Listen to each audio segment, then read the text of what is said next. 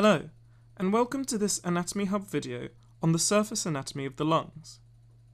The lungs are vital soft organs, protected by the thoracic cage.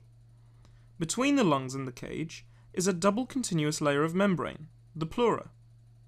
The pleura, like the lungs, extend into the root of the neck, reaching shortly above the level of the first rib.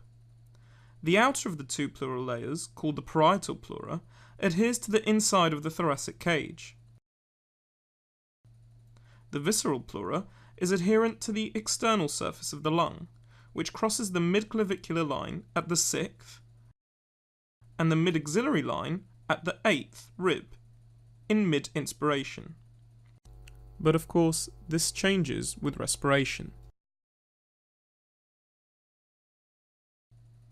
The left lung is separated into upper and lower lobes by the oblique fissure, which runs adjacent to the 5th intercostal space.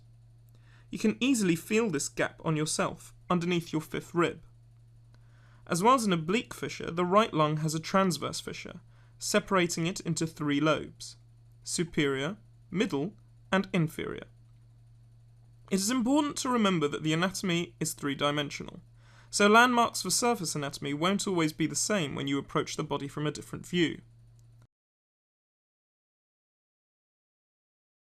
The bases of the lung curve, which means that if you're looking from the back, aka posterior-anteriorly, the inferior border of the lung will be aligned with the 10th rib.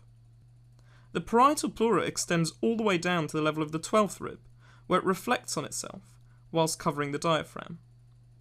The pleura covering the diaphragm is referred to as diaphragmatic, whilst its continuation over the inner wall of the thoracic cage is called the costal pleura.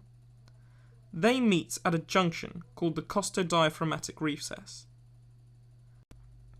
Thank you, and don't forget to tune in for another Soton Anatomy Hub video soon.